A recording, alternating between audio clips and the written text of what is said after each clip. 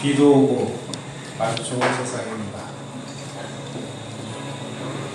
아니, 전 정부에서 물 좀 가져놓겠다고 보를 만들어서 열심히 물을 가다 놨는데 그 뭐가 그렇게 적폐라고 문을 열어가지고 물을 다 뺍니까? 저는 이런 거 보면 모르겠어요. 아니, 뭐가 무슨 죄가 있습니까? 제가 김영삼 정부 때 그 지금 경복궁 앞에 있는 조선 총독부 건물이라는 걸 민족 정기를 회복한다고 그 건물을 부시겠대요. 제가 가만히 보니까 이 친구들이 저 건물이 조선 총독부 건물이라고 하면서 부수려고 하는데 그 내면을 들여다보면 목적은 그게 아니에요. 민족 정기 어쩌고 저쩌고 하면서 대한민국 건국의 현장이 거기 아닙니까? 재헌의회가 거기서 출범을 했어요. 그리고 대한민국의 건국을 선언을 하는 그 현장이 거기였습니다. 그리고 일공화국의 국무가 거기서 이루어졌습니다. 이거 옛날 조선총독부 건물이야 라는 프레임을 씌워서 전 국민이 또 박수를 다 쳐요. 그리고 없애버렸잖아요. 우리는 지금 건국의 현장을 전 국민이 박수를 치면서 없애버리는 거에 동참을 하고 있습니다. 이 현상들을 보면서 제가 그때 정말 절망감을 느낀 게 정말 우리 국민들이 이렇게 무식하구나. 결국 공부를 해야 되겠다. 그래서 이제 현대사 공부를 이제 열심히 시작을 했는데 요즘은 이제 6.25 전쟁 가지고 또 북침인지 남침인지 그게 뭐 중요하냐 이런 날강도 같은 이야기들이 진행되고 있어서 오늘은 6.25 전쟁의 두 번째 시간입니다. 이제 이 6.25 전쟁이 얼마나 치밀한 이 공산주의자들의 합심에 의해서 이 전쟁이 이루어졌는지를 아주 적나라하게 우리가 보실 수가 있을 겁니다. 결국 6.25는 남과 북이 싸운 전쟁이 아니라 냉전 시대에 공산 세력의 침략에 맞서서 자유민주 세력이 맞받아친 이런 아주 거대한 국제전쟁이었다라는 개념을 머리에 놓고 오늘 강의를 시작하겠습니다.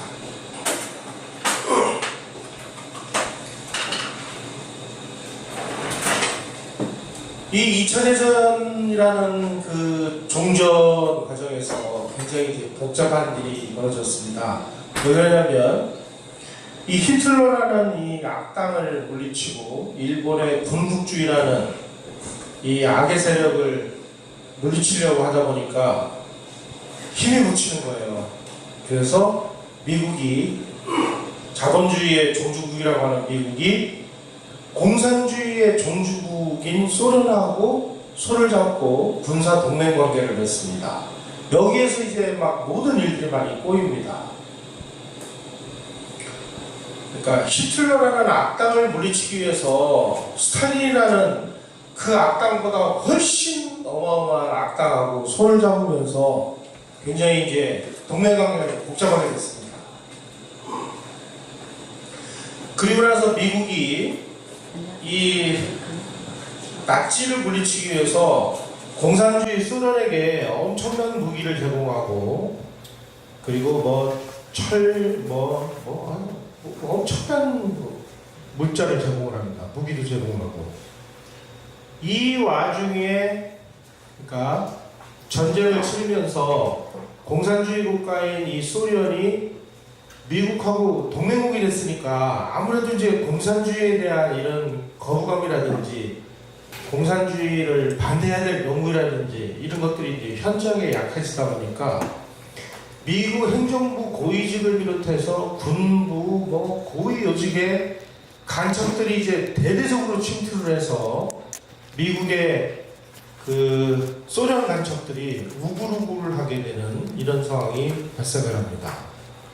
이게 나중에 백아대 장군이 전쟁을 지휘하다 말고 막 모가지가 날아가고 하는 이런 데까지 이제 이어지게 되는데, 오늘 뒤에 말씀드리기로 하고, 이런 아비우와 같은 일이 벌어지기 시작을 했습니다. 특히 그 한반도 분단을 야기한 결정적인 계기가 이제 얄타회담인데, 얄타회담은 1945년 2월, 그러니까 1942년 5월 달에 나치 독일이 항복을 합니다. 항복하기 3개월 전에 저 크리미아 반도에 있는 얄타라는 도시에서 히틀러, 그리고 루스벨트, 처칠, 이 연합국 순회가 모여가지고 이제 회의를 했는데, 그 당시에 미국이 계산을 하기로는, 야, 이거 독일은 이제 좀 있으면 항복할 게 분명한데, 이 태평양상에 있는 일본 군국주의자들하고 싸우려고 보니까 이거 골치 아픈 거예요. 막 일본 사람들 막 툭 하면은 막 돌격해가지고 막 이상한 짓을 하지를 않나, 뭐 항복하라면 항복 안 하고 막 만세를 치면서 돌격하지를 않나, 막 고민하다 보니까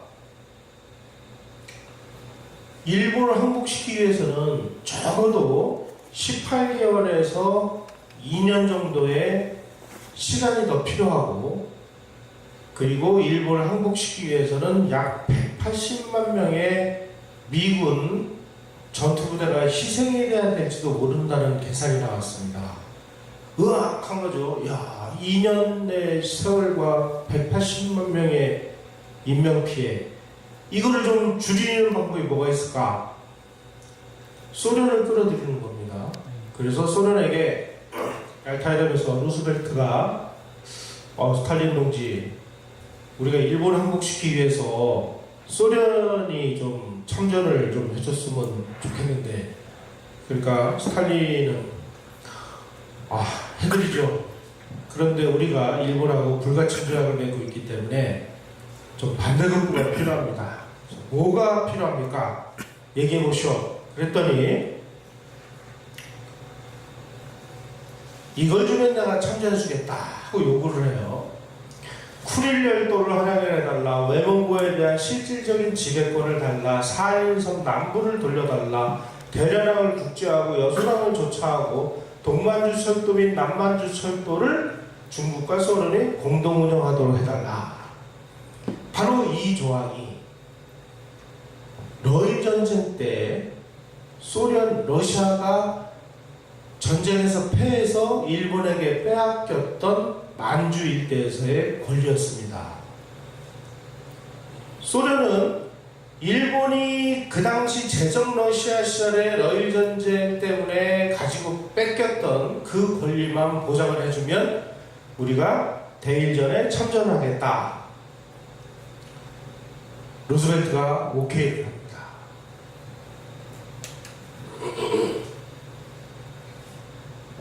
그리고 스탈린이 또 한 가지 중요한 얘기를 해요. 루스벨트 대통령과 우리 소련군이 일본군을 막 쫓아서 이제 전투를 하기 위해서 우리가 만주와 한반도를 우리가 일본군을 추격할 수밖에 없는데, 그렇게 될 경우에 그 지역을 소련군이 해방해도 좋으냐, 다시 말하면 소련군이 진입을 해도 좋으냐, 이렇게 얘기하니까 루스벨트가 뭣도 모르고 오케이, 당연한 거지 뭐. 여기에서 이제 이 건으로 인해서 소련군이 한반도에 들어올 수 있는 그런 권리를 무방비 상태로 소련에게 허용을 합니다. 바로 이게 이제 그 분단을 야기하는 단서가 된 거죠.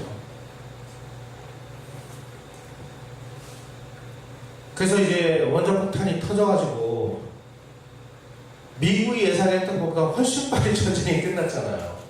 그러니까 이제 미국이 황당하게 된 거죠. 그 당시에 미국의 최선발대는 오키나와 섬에 있었습니다. 한반도에서 약 1000km 이상 떨어져 있는 지역에 있었고, 소련군은 8월 8월 9일부터 일본과 전쟁을 시작해서 8월 11일 날 웅기를 점령을 하고 나진을 공격을 하고 함흥을 공격을 하고 8월 15일 날 원산을 공격을 합니다. 그리고 선두부대가 개성까지 내려와가지고 막 38선 부근에서 어쩌고저쩌고 하니까 미국이 야 이거 큰일 나겠다. 우리가 죽으라고 몇 년간을 전쟁을 해서 전쟁을 이겨놓으니까 이 소련 애들이 일주일 전쟁을 해가지고 한반도를 홀라당 다 점령을 하면 저 공산주의자들은 한 번 점령하면 점령한 지역에서 반드시 공산정권 수립하는데 이거 이러다가 우리 권리까지 다 뺏기고 야 이게 그 한반도가 공산화되면은 일본도 공산화될 위험이 있지 않겠느냐 이거는 용납을 못하겠다. 그래서 38도선이라는 걸 거서 야 우리 38선을 경계로 해서 소련군 아래로 내려오지 마. 그랬더니 의외로 스탈린이 그 38선 안을 받았다는 거 아니에요. 그래서 이제 분단이 됐고 38선이 그어짐으로 인해서 분단이 됐으니까 미국이 분단의 원흉이다가 아니고 미국이 38선을 제한함으로 해서 38선 이남에 대한민국이 소련에게 점령을 안 당해서 공산화되지 않았다. 이렇게 역사를 봐야 된다는 건 지난 시간에 말씀드렸죠. 이제 이 소련과 미국이라는 소위 말하는 공산주의와 자본주의의 양대 국가가 2차 세계대전 이후에 동맹관계에서 적대관계로 변하기 시작합니다. 소련이 점령을 했던 지역을 보시겠습니다. 뭐 오스트리아를 제외하고 동독, 그 다음에 뭐 리투아니아, 뭐 이 발트 3국, 그리고 이쪽으로 발칸반도 이쪽이 전부 뭐 폴란드, 체코, 헝가리, 루마니아, 불가리아, 우크라이나, 벨라루스 전부 소련이 점령한 지역은 다 공산화가 됐습니다. 자 이렇게 되니까 소련은 계속 영토를 확장해 나가서 자기네가 점령한 지역에다가 소련을 추종하는 우방국가라는 것은 공산주의 국가를 얘기하는 거죠.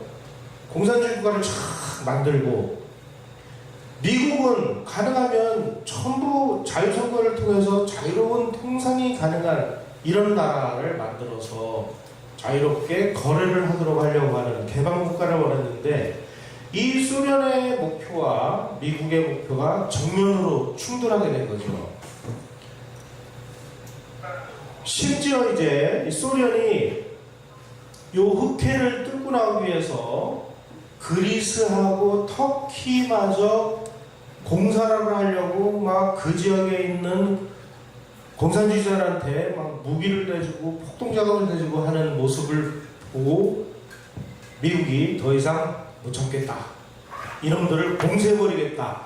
그게 1947년 3월에 트루먼 선언이라는 겁니다. 이 트루먼 선언을 발표함으로 인해서 이제 공산주의자는 더 이상 우리의 동맹국이 아니다. 우리의 적국이다. 너희들 쳐들어오기만 해. 바로 그 자리에서 봉쇄해버리겠어. 봉쇄한 다음에 여차하면은 가서 펀치를 휘둘러가지고 KO시켜버리겠어.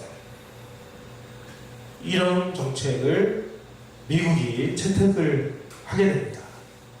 그래서 이때 뭐 처칠이 뭐 천혜장막 연설이라든지 이렇게 그때 이제 동맹국에서 적대국으로 변하는 이 과정의 한 축이라고 보시면 되겠습니다. 미국은 1945년 9월 8일 날 이제 미군이 한반도에 진주해서 미군정을 실시를 하면서 아무런 정책적이고 전략적인 준비를 해가지고 오지 않았습니다. 그냥 덜렁 점령하고 보니까 이거 뭐 복잡하거든요. 그러니까 그냥 어떻게 되는지 지켜보자. Wait and see. 그냥 지켜보자. 그리고 지켜보다가 되는 대로 한번 흘러가보자. 이렇게 그러니까 아무 정책도 없었던 겁니다. 뭐 그러다 보니까 막 좌우합작을 해가지고 뭐 이승만 제거하고 뭐 공산주의하고 손잡고 뭘 해보려고 하다가 이렇게 해봤다가 저렇게 해봤다가 뭐 이승만 자꾸 뭐라 그러니까 막 감금시켜놨다가 뭐 정신없는 짓을 막 반복을 합니다. 이 와중에 미국이 이제 골치 아픈 일이 벌어졌습니다. 2차 세계대전을 유럽에서 치르고 태평양에서 치르를 하고 미국의 막 군비가 엄청나게 증강을 해서 군사력이 1200만 명이 됐습니다. 그 와중에 전쟁이 끝났으니까 이제 뭐 군인들 제대시켜서 지구로 보내고 군비를 축소하는 과정에서 너무 급격하게 군비를 줄여버리니까 이 줄어든 군인들을 어디다 배치를 해야 미국의 국익에 가장 알맞는 형태가 될까, 이걸 고민하기 위해서 미국 국가 전략상 어디다 이 배치를 해야 되는지를 조사한 결과 불행하게도 한국은 16개 국가나 지역 중에서 15위로 최하위권이라는 것이 밝혀지면서 야, 군대 빼자, 이렇게 이제 결정을 하게 됩니다.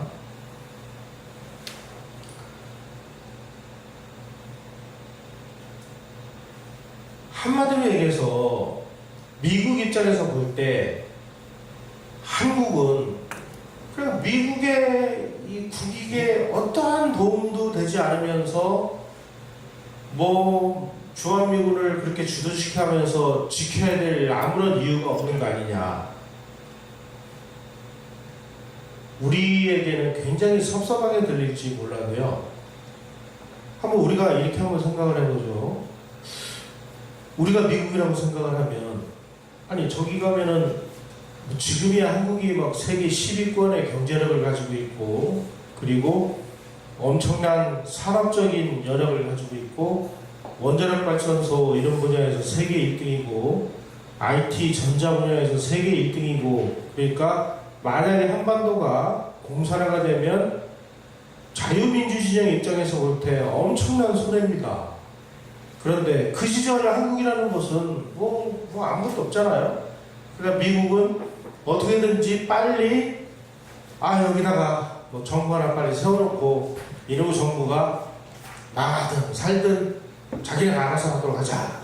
그래서 1947년 9월 26일 날 한반도 문제를 담당하는 최고위 전략 전문가들이 다 모여서 회의를 합니다. 회의 결과 유엔에다가 한국 문제를 이관을 해서 유엔 지도하에 정부를 수립한 다음에 미군은 철수를 하자, 이렇게 결정을 한 날이 47년 9월 26일입니다. 어떻게 보면 이 날이 이제 6.25를 일으키도록 한 단서가 된 날이기도 하죠.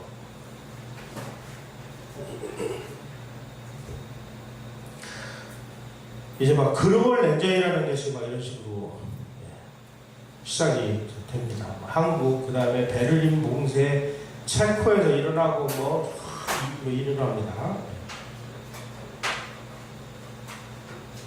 자, 그럴 때 공산주의 진영에서는 어떤 일이 벌어졌느냐? 이 국공내전이 6.25 전쟁을 일으키는 과정에서 굉장히 중요한 역할을 하게 됩니다. 국국내전에서 이제 승기를 잡은 모택동이 중공군 안에 이 조선족 부대들이 있었습니다. 이 조선족 만주에서 모병을 한 이 병사들이 모택동 군대에 동원이 돼가지고 국공내전에서 이제 싸웠는데, 국공내전이 아직 끝나지도 않았는데 이 모택동 휘하에 있었던 이 조선족 군대를 북한에다가 넘겨줍니다. 1949년 7월에서 8월 사이에.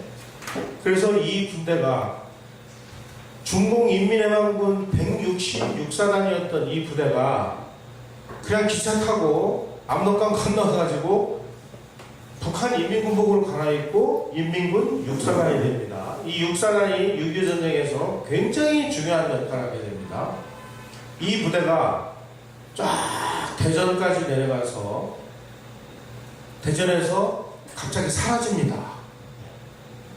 그래서 막 그 당시 막 미군하고 유엔군들이 도대체 이 인민군 육사단이 어디로 갔느냐, 이 전투력이 굉장히 뛰어난 이 육사단이 뭐 이 부대가 막 저 군산으로 가서 군산도 점령하고 또 내려가서 막 목포도 점령하고 여수도 점령하고 뺑글 돌아가지고 나중에 낙동강 방어선이 다 만들어진 상황에서 느닷없이 마산에 나타납니다. 아주 좀 이상한 부대입니다. 나중에 이제 그 사연이 다 나옵니다. 그 다음에 인민해방군 164사단이 인민군 4사단으로 바뀝니다. 이런 증거들이 막 다 있음에도 불구하고 북한 사람들 그리고 좌익들 공산주의자들은 남한이 먼저 쳐들어갔다고 그래요. 그 다음에 스탈린이 김일성에게 전차, 항공기, 자주포 등 최신 무기를 막 무더기로 갖다 안깁니다. 전차 242대, 자주포 뭐 190대, 막 항공기 100대, 뭐 여러분 착각하시면 안 됩니다. 이 세상에는 공짜가 없습니다. 공산주의에서도 공짜는 없습니다. 소련이 북한에다가 이렇게 최신 무기를 제공을 하고 그냥 준 걸로 착각을 하시는데 천만의 말씀입니다. 스탈린은 북한에 있는 광물로 전부 그 대금을 받아갔습니다. 주로 뭘로 가져갔느냐? 그 당시 북한에서 우라늄이 많이 났습니다. 그 우라늄을 이 대금으로 받아다가 미국에 심어놓은 소련 간첩들에 의해서 핵무기 개발하는 기술을 빼돌려가지고 소련이 원자폭탄을 만듭니다. 이 원자폭탄을 만든 그 원료가 북한산하고 그 다음에 동독 카자흐스탄에서 나는 그 원료를 사용해서 소련이 핵폭탄을 만듭니다. 어떻게 보면 북한하고 소련의 이 원자폭탄 동맹이 맺어진 거죠.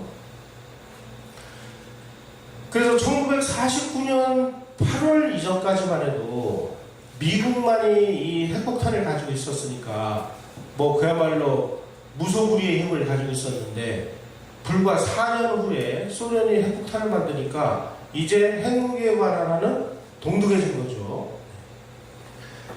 거기다가 1949년 10월 달에 모택동이 국공내전에서 승리를 해가지고 중화인민공화국이 출범을 하니까 동아시아에서 중공, 북한, 소련이라는 이 삼각동맹이 만들어지게 됩니다. 그 이후에 이제 소련이 이 북한의 인민군의 막 그 전쟁 준비를 강화하기 위해서 거의 막 무제한적이고 전방위적인 협조를 아끼지는 않습니다. 스탈린이 북한군의 모든 부대에 소련군 군사전문가를 배치를 해서 이 네 그룹을 나눠가지고 총체적으로 지원을 해줍니다. 첫째 1그룹은 보급, 2그룹은 북한군 지휘관들이 자기 휘하의 부대원들을 제대로 지금 지휘를 하고 있는지 안 하고 있는지 그 지휘를 감시하고, 3그룹은 소련제 무기 조작수를 지도를 해주고, 4그룹은 전투 경험이나 정치 사업 경험을 전수해주고, 그리고 북한 인민군에 필요한 모든 자료나 이런 것들은 전부 소련 것을 한국말로 번역을 해서 제공을 해줍니다. 말하자면 이제 군대를 통째로 이식을 시킨 거죠.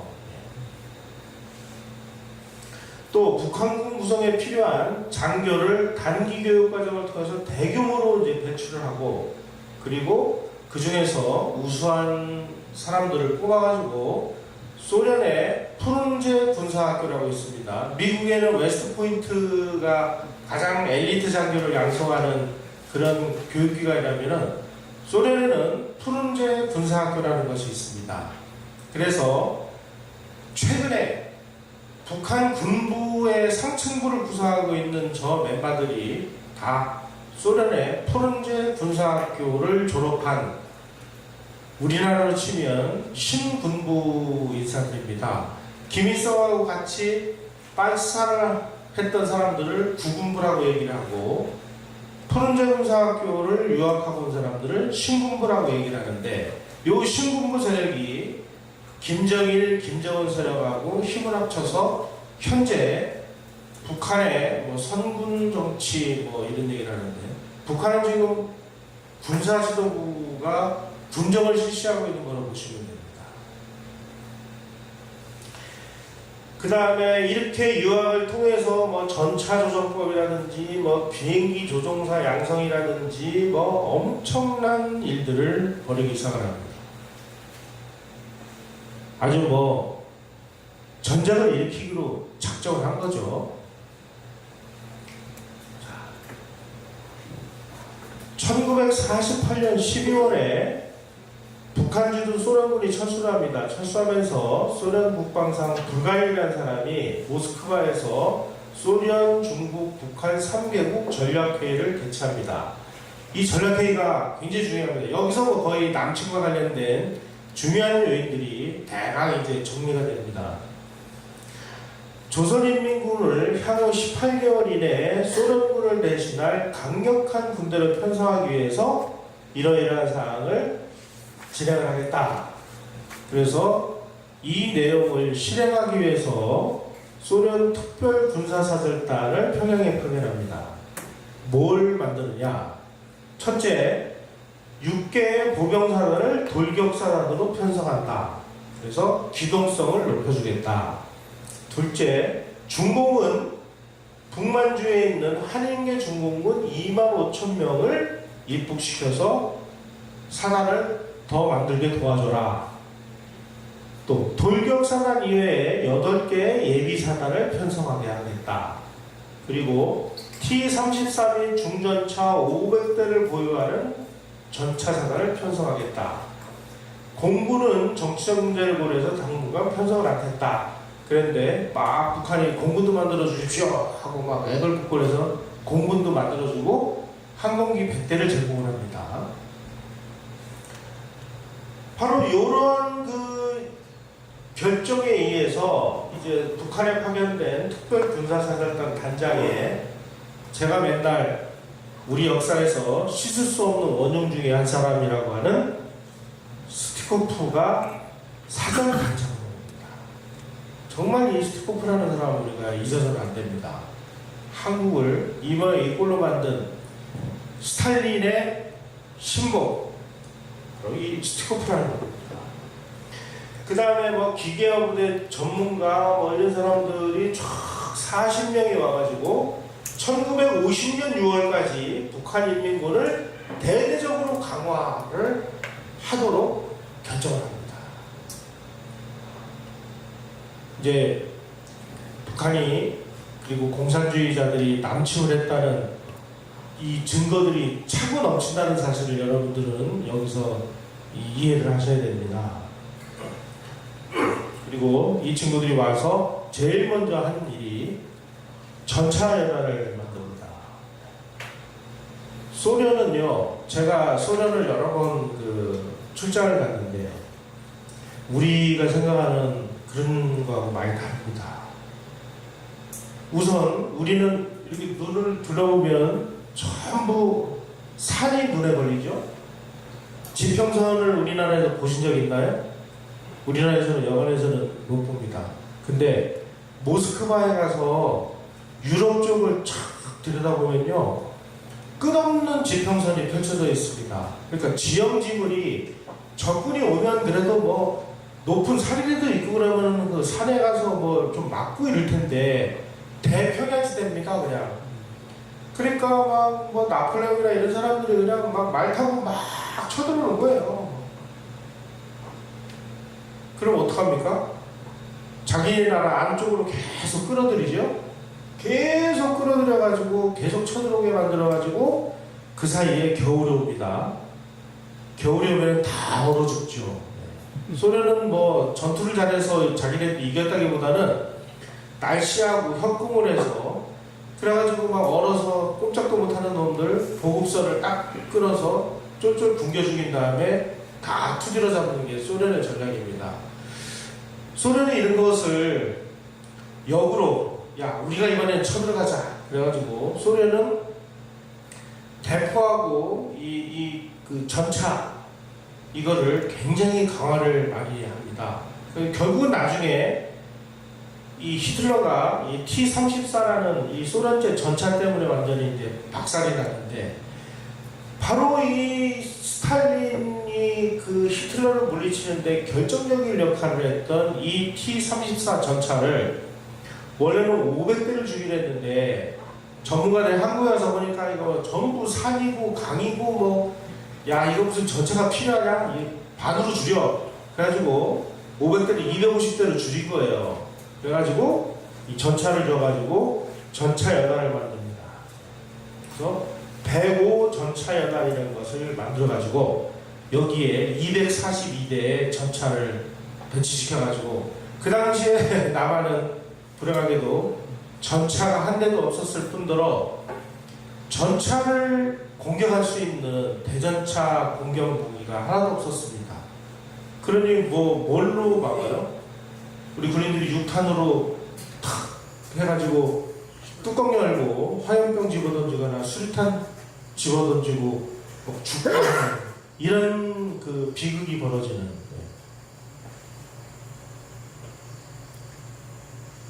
자, 스탈린이 처음에는 조용하게 이 사회주의를 확장하기보다는 이미 자기네들이 2차 세계대를 통해서 점령한 지역에서 사회주의를 굳히는 전략을 선호했었습니다. 왜냐하면 스탈린이 굉장히 겁이 많은 친구거든요. 그런데 1945년 8월에 미국이 38선 제안한 것을 스탈린이 수락한 것도 결국은 억지로 막 내가 늘리는 것보다는 이미 확보한 지역을 공산화하는 이런 전략이기 때문에 한 건데 그런데 6.25는 확보된 지역에서 사회주의 굳히기 전략이 아니라 적극적으로 사회주의를 확장하는 전략으로 자기의 생각을 바꾼 겁니다. 왜 바꿨을까? 왜? 아이작 도이처라는 사람이 이제 분석을 하는 내용이 있습니다. 모택동이가 중공을 그냥 한 방에 장개석 군대를 350만 군대를 때려눕히고 공산에 성공을 하니까 스탈린이 보기에 이거 황당한 일이 벌어진 거예요. 모택동이 볼 때는 국공내전을 벌이는 과정에서 스탈린이 모택동을 하나도 도와주질 않았습니다. 그리고 모택동이가 진정한 공산주의자라고 인정도 안 했어요. 아, 저놈들 저게 공산주의라고 얘기하는데 저거 공산주의 아니야. 그러니까 장개석 군대하고 모택동 군대가 국공내전을 막 일으켜가지고 막 수십 년간 그냥 치고받고 싸워가지고 완전히 내전으로 엉망진창이 되기를 스탈린을 바라고 있었는데 아니 모택동이가 국공내전 시작한 지 불과 몇 달 만에 350만 대군을 가지고 있는 장개석 군대를 그냥 일거에 다 때려부시고 중국 대역을 다 차지해버린 거예요. 야, 이 간단치 않은 놈들이죠. 이 중국이. 만약에 이 중국이 그 기세로 계속 발전을 할 경우에 소련의 국제적인 지위가 굉장히 위태로울 수도 있는 이런 상황이 된 겁니다. 그러니까 스탈린이 야 이거 어떤 좋지? 이 모택동 이거 간단치 않은 놈인데 그래서 1949년 10월 1일 날 중공이 출범을 했는데 출범한 지 2달도 안 돼가지고 모택동을 모스크바로 부릅니다. 그래가지고 신중소조약을 체결을 하자.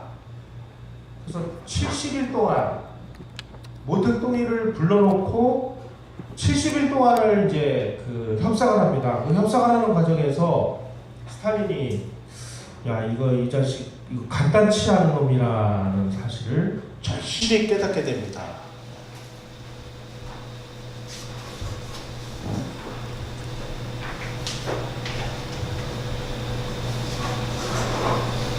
우리가 국공내전 과정에서 북한이 모택동에게 얼마나 중요한 지역이었는지를 우리가 좀 유심히 아실 필요가 있습니다.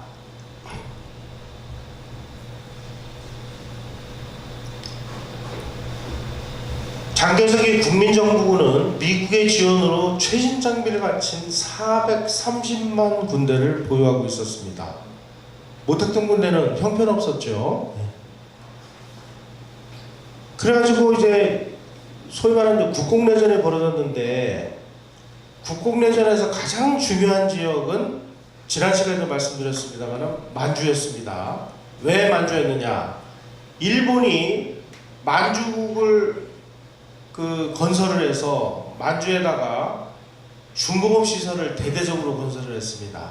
그래서 거기서 비행기도 만들고 전차도 만들고 뭐 별로 걸 다 만들어요. 만주를 차지하는 세력이 국공내전에서 결정적으로 승리한다는 것은 이미 공식화되어 있었습니다. 그래서 모택동 군대가 그때 이제 일본이 항복을 했을 때 주력 부대가 전부 남쪽 지역에 있었습니다. 그 남쪽 지역에서 만주를 점령하기 위해서 만주로 이동하려고 보니까 그 만주로 들어가는 입구인 산해관하고 심양을 장개석 군대가 딱 봉쇄를 하고 있어가지고 이 모택동 군대가 움직일 수가 없는 거예요. 그러니까 어디로 이동을 했느냐? 전부 중국 남쪽 지역에서 배를 타고 북한 지역으로 갔습니다. 북한의 뭐 남포 뭐 이런 데로 들어가서 거기서 육로로 이제 그 장춘으로 들어가서 장춘에서 이제 한판 붙습니다. 그래가지고 1946년 7월달 만주에서 이제 한판 붙었는데, 팔로군이 만주에서 장개석 군대한테 참패를 해요. 그래가지고 이때 그 패한 이 팔로군 부대를 어디 갈 데가 없으니까 북한으로 다시 후퇴를 시킵니다. 그래서 북한에서 뭐 부상도 치료하고 훈련도 시키고 휴식을 취하고 그리고 다시 무장을 시켜가지고 다시 만주 지역으로 보내가지고 드디어 이제 장춘과 사평가 전투에서 모택동 군이 장개석 군대를 물리치고 장춘 일대를 차지하면서 이 지역 일대의 그 공업시설을 모택동 군이 차지하게 됩니다. 여기에서 이제 이 국공내전은 이제 모택동에게 결정적으로 유리한 상황이 된 거죠. 이 상황에서 북한이라는 곳이 처음에는 별 볼 일 없는 지역으로 봤는데 이 공산주의를 유지하기 위해서 북한이 참 편리한 지역이구나 하는 것을 모택동도 깨닫고 김일성도 깨닫고 스탈린도 깨닫습니다. 그래서 심지어 모택동의 승리는 북한 덕분이다 라는 이런 주장을 하는 사람도 있습니다. 그래가지고 중국 팔로군 안에 이제 국공내전을 벌이는 와중에서 모택동이 군대가 없으니까 북한에서 징집을 해서 훈련시킨 이런 젊은 청년들을 모택동한테 그냥 거저 빌려줘요. 그래가지고 이 친구들이 중국 인민해방군 옷을 입고 모택동군이 돼가지고 싸웁니다.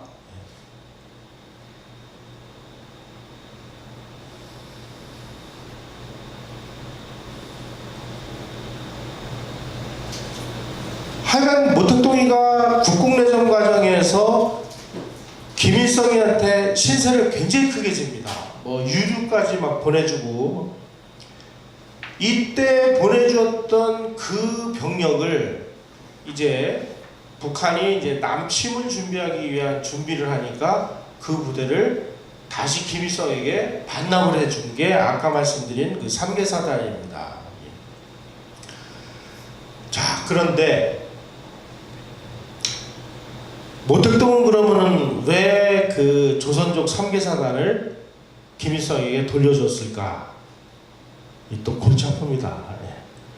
국공내전이 좀 있으면 끝날 테니까 이 조선족 부대가 이제 쓸모가 없어진 거예요. 그러니까 이게 폐기 처분해야 되는데 그냥 폐기 처분하자니 그렇고 옛다 북한 너 이거나 가져라 그래가지고 돌려줍니다. 두 번째로는 원래 김일성은 소련으로 탈출하기 이전까지 중국 공산당 소속이었고 또 지난번에 제가 김일성 강의할 때 누누이 강조했습니다마는 김일성은 중국 국적을 취득을 했고요. 중국 공산당에 가입을 해서 중국 공산당이 운영하는 빨산 부대에서 근무를 했다고 말씀드렸죠. 그러니까 중국 입장에서 볼 때 북한이 이게 우리 나와바리가 돼야 되는데 이게 소련에 와가지고 말이야 이 소련군이 도와준다는 그런 명목으로 아주 뭐 소련을 추종하는 공산주의 국가를 지금 만드는데 자기네들의 군대를 보내서 중국의 영향력을 강화를 시켜야 되겠다 하는 목적이 있었습니다. 그래서 어떻게든지 북한 내에 중국의 입김을 좀 집어넣자 하는 차원에서 이제 부대를 넘겨준 겁니다. 그래서 모택동군이 만주에서 이제 결정적인 그 승리를 하는 과정에서 스탈린이 야, 이 이 모택동이라는 친구 이거 어떻게 하면 좋으냐 이 자식 이거 내가 하나도 도와주질 않았는데 장개석을 저렇게 때려눕히고 천안을 통일하는 모습을 본 스탈린이 어떻게 하든지 이 공산중국이 승승장구를 하지 못하도록 한방 엿을 먹여야 될 이런 필요성이 이제 만들어지게 된 겁니다.